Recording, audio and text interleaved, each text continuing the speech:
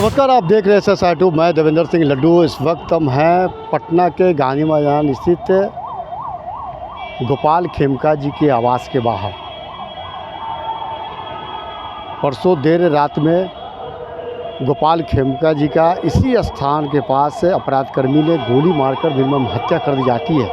हत्या के बाद पटना के व्यवसाय हो, पटना सिटी के व्यवसाय हो, एक मातम है, एक गुस्सा है, एक आक्रोश है। जगह जगह विरोध भी हुई है कि आखिर इस पूरे पटना में, पूरे बिहार में क्या हो रहा है।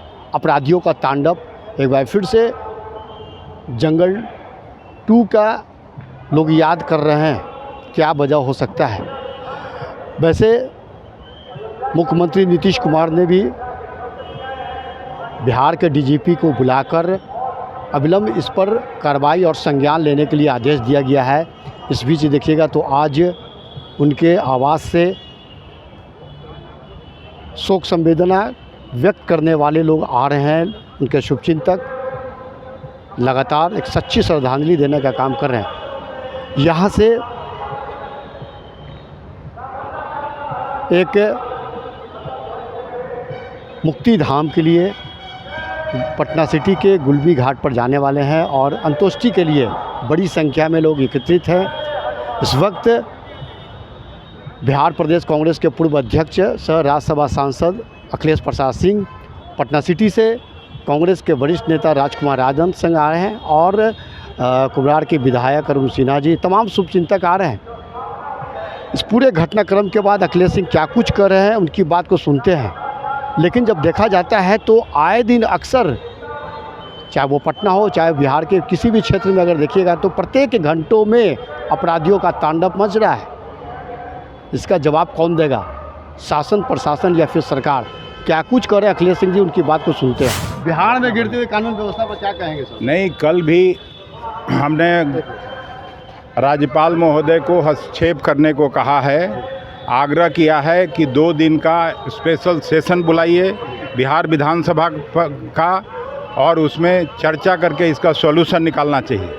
ये गांधी मैदान में जहां हम लोग खड़े हैं, जहां हत्या हुई गोपाल खेमका जी की, वहाँ से 50 गज की दूरी पर कलेक्टर साहब का निवास है। 50 गज की दूरी पर SP साहब और सिटी SP और DSP रहते हों। वहाँ दूसरी बार इसी घर में हत्या। मैं 5-6 साल पहले जब उनके बेटे की हत्या हुई थी तब भी मैं आया था मातमपुसी के लिए, और आज भी हम लोग सब पूरा पटना मर्माहत है और इसको क्राइम कैपिटल बना के NDA के रिजिम में रखा गया है। 1.5 घंटे बाद पुलिस पहुँचती है।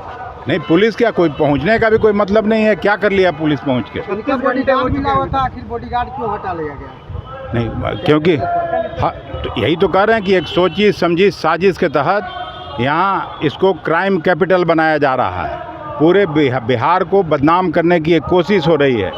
NDA के रिजिम में जो लोग भी मंत्री और प्रशासन के लोग हैं उनको देखना चाहिए और तुरंत राज्यपाल जी से हम हस्तक्षेप की मांग करते हैं कि 2 दिन के लिए विधानसभा का सत्र बुलाएं और इस पर चर्चा करके इसके समाधान का रास्ता निकालें, ताकि लोगों का जीवन बच सके, सुरक्षा हो सके लोगों का, लोग मर्यादा के साथ अपनी ज़िंदगी जी सकें। देखिए, हम लोग बिहार में नीतीश जी कुमार जी के चलते जो है रह पाए हैं, व्यवसाय कर पाए हैं और उन्हीं के संरक्षण था हम लोग को।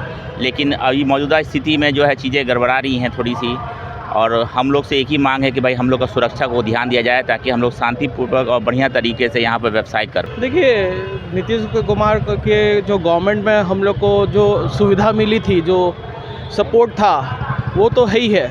लेकिन जिस तरह से अभी जो कानून व्यवस्था डगमगा गई है, या नीतीश जी थोड़ा सा फोकस लाइन और लेंथ गड़बड़ा गया, जिसके वजह से प्रॉब्लम आ रहा है। यदि नीतीश जी पहले की तरह फिर से स्ट्रांगली रिएक्ट करेंगे तो हम लोग को नहीं लगता है कि किसी तरह का हम लोग को बिजनेसमैन को प्रॉब्लम आएगा स्टेट में रहने के लिए। और नीतीश जी ऑलवेज बिजनेसमैन को सपोर्ट किए हैं और आज भी वो सपोर्ट करते हैं। लेकिन कुछ लोगों की वजह से जो सिस्टम को प्रॉपर नहीं फॉलो कर रहे हैं या जो ढीलापन आ रहा है, उसके वजह से ये इशू आ रहा है। तो मैं तो यही रिक्वेस्ट करूँगा कि नीतीश जी दोबारा फुल फ्लेज पावर में आएँ और स्ट्रांगली इस चीज़ को कंडेम करें और इस चीज़ पर एक्शन ले। और आई थिंक अगर इस तरह से वो करेंगे तो बिजनेसमैन उनके साथ पहले भी था, आज भी है और आगे भी रहेगा।